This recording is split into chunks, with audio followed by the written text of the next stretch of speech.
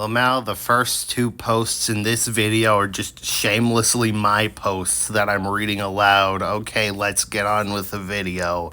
Okay, never mind. It's actually the first three. Oh my god. Oh no. I hope you guys don't think I'm just that one Barack Obama meme. I swear I'm not. I'm sorry.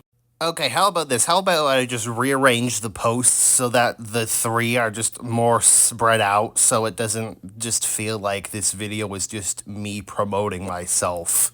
Extremely not okay with the fact that being neurodivergent means society wasn't made for you. Even less okay with the fact that society wasn't made for us. Doesn't seem to make a lot of people do anything about that for some reason.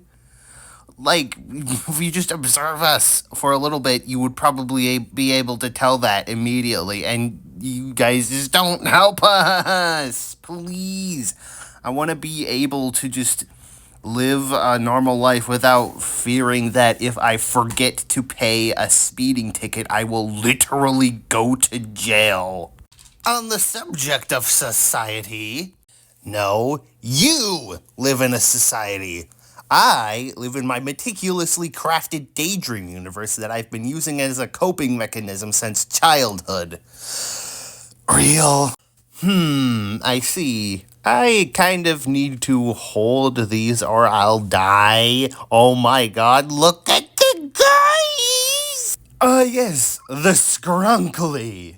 Is this what people mean when they call someone scrunkly? Yes, it is. That was a... Let me know if that was a good or bad Phineas impression. Behold, Excalibur! Excalibur! Yeah, I couldn't get this rock off of it, but it's still pretty cool, right? I'm sorry, I couldn't resist. I refuse to let this be lost in the tags. Whoever manages to pull this sword becomes the king of New Jersey. Huh? Oh, the throne of New Jersey is yours. Hold on a second. New Jersey. I'm putting this thing back. Look, as someone who used to actually live in New Jersey, this is perfectly valid, even though I barely know anything about New Jersey, and I went there for like 11 years. Oh no, I hadn't noticed that my cat's automatic feeder was getting low on food, so as usual, she dashed off when she heard the machine start, but I couldn't hear the usual sound of her food falling into the bowl, so I went to look, and my poor cat was just sitting there, staring at her empty food bowl. Then for a second she glanced up at me, and then right back at her bowl with the biggest, saddest, most bewildered eyes you could ever imagine on such a small creature. I filled her bowl in the machine right away, of course, but I still feel a little guilty. Quick artist rendition.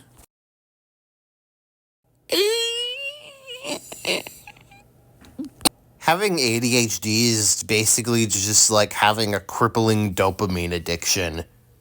In class, talking about tropes and plausibility, an undergrad blew us all away with a casual, "It's unreasonable to assume that a character knows what genre they're in."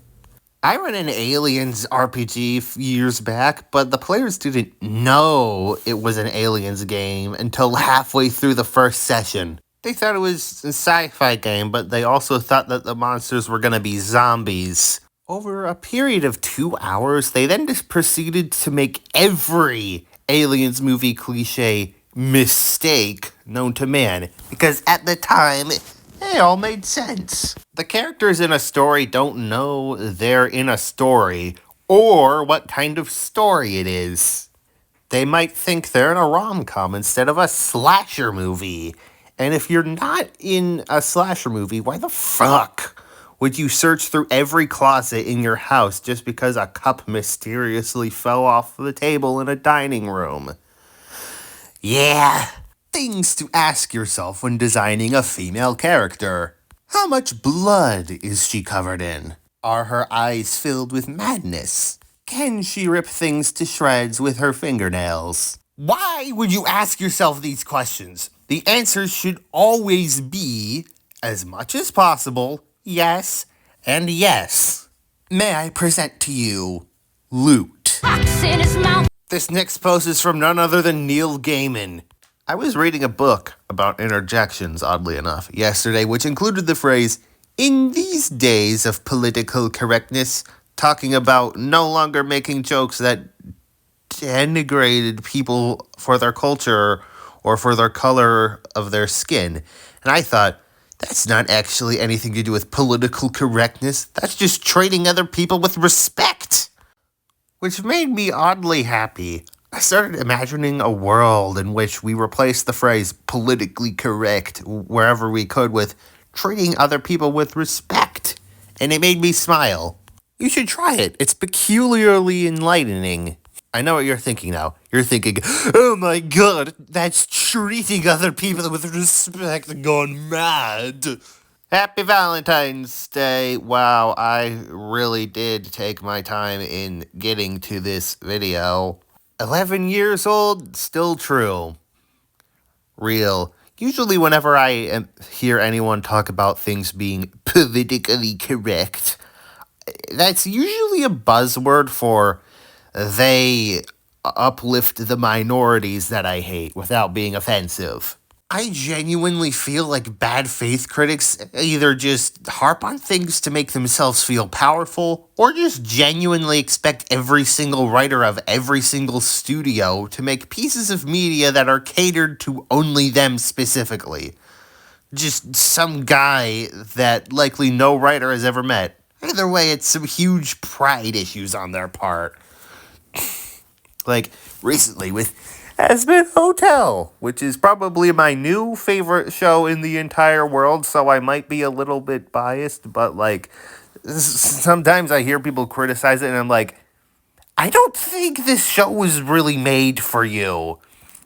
Why don't you watch something else, like, Patrick Bateman or something?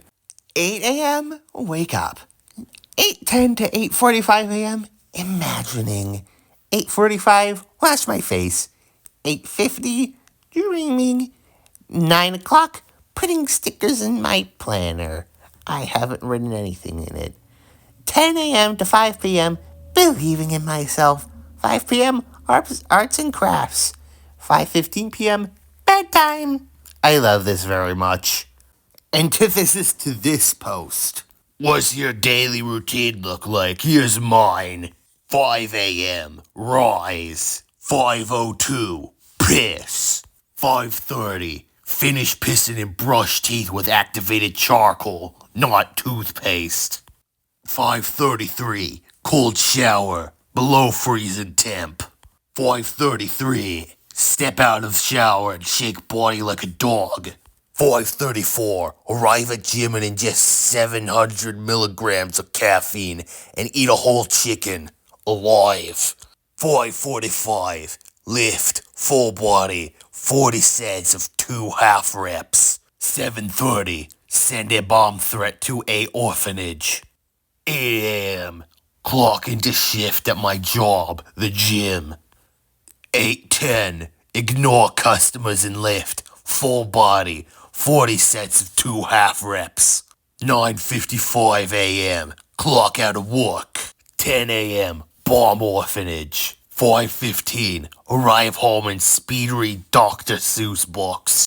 5 p.m., dinner, green tea and a pack of cigarettes. 5:30, listen to ASMR and Edge for 3 hours. 8:30, play chess against the man that lives in my walls. 9 p.m., fuck bitches, several. Midnight, go for a midnight run, chasing women. 1 a.m., Edge for 3 hours. 4 a.m., boiling hot shower. 4:45, sleep. Something I wish I had realized earlier. You can write poems on the same subject for more than once. You can write, paint, or draw the same thing over and over if you want to. You could spend your whole life making art about oranges. I think I always felt this pressure to get it right the first time, like I couldn't go back and use that inspiration again. But you can. you can go back and revisit it. You can pick up the conversation again and again if you have more to say.